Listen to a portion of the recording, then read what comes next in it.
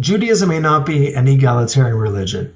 Yet in the same vein, we know that when it came to the building of the Mishkan, the women played a very dominant role. The Torah tells us, V'yavo anashim ala nashim, the men came inspired by the women. The women played the major role when it came to donations, and they also fabricated many of the items itself. Therefore, by no surprise, does the Rambam tell us the future mitzvah, a binyan hamikdash, hakol chayavim. Everyone is responsible, anashim v'nashim, kemikdash hamidbar, like the mikdash in the midbar. The Rambam references the major role that the women had. When the Rambam uses these two words, is it a mere historic footnote, or is there halachic significance to this? If you read the full halacha in the Rambam, it seems to contradict itself, because this very halacha opens up with the Rambam telling us that the mitzvah to build a mikdash, it's a mitzvah saseh shehazman grama, which is a time-bound mitzvah that only applies during daylight hours. He then tells us that women are mechuyavos, and the only reason and rationale the Rambam gives us is the words kemikdash hamidbar. One could argue that Hamikdash Hamidbar was not only historic, but it was the purpose and essence that the female role had in the binyan Hamikdash itself. The Ramban tells us that the purpose of going out of Egypt and the point that we truly became Geulim wasn't when we left Egypt. It wasn't even when we got to Eretz Yisrael.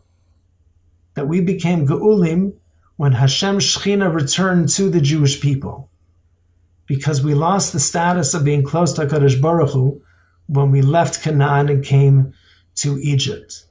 In Canaan, we had the Avos and the Imahos, and they were the Merkava, they were the chariot that brought down the Shechina itself into their tents. And their tents were not primarily defined by the Avos, but by the Imahos.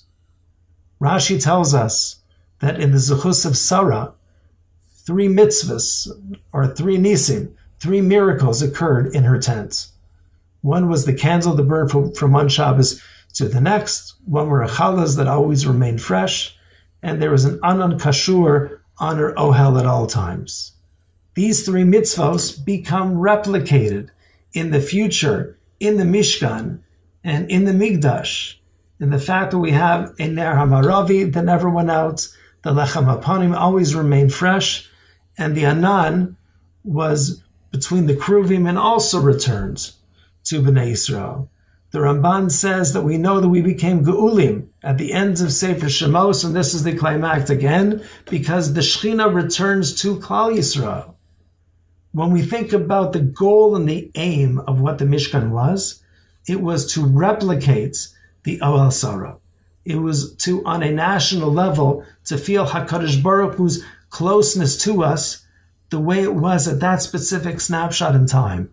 It's also by no coincidence that the first segment of the Jewish population that HaKadosh Baruch Hu speaks to at Mamad Har Sinai is the Beis Yaakov, which refers to the women of Klal Yisrael, but specifically the homes that they would build, the homes that would have to be predicated upon Kedusha.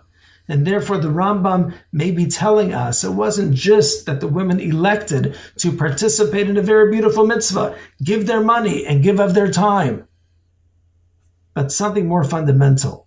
They were the driving force to bring the Kedusha that Sarah, Rivka, Rachel, and Leah were able to do in Eretz Yisrael, in Eretz Canaan, to the Jewish people, and in perpetuity. We live in a time of great alienation. We live in a time that we are homebound in many areas of the world to many people. And our job is to somehow make a mikdash ma'at here. Even if we're not able to bring down the great nisim of the imahos, may we be able to bring down that sense of kedusha, and in that zechus, Emir Tashem, be able to build the mikdash hagadol b'meher b'yameinu. Shabbat shalom.